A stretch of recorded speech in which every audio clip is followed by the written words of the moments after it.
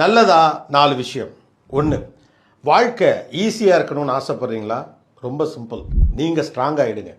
வாழ்க்கையில் நடக்கக்கூடிய விஷயங்கள் எல்லாம் நமக்கு ஏற்ற மாதிரி சாதகமாக அமையணும் அப்படின்னு நினச்சா அது ஒர்க் அவுட் ஆகாது. ஆனால் என்ன நடந்தாலும் அதை ஹேண்டில் பண்ணுற அளவுக்கு நம்ம ஸ்ட்ராங்கான ஒரு ஆளாக மாறுறது கொஞ்சம் சாத்தியம். Don't expect, be prepared.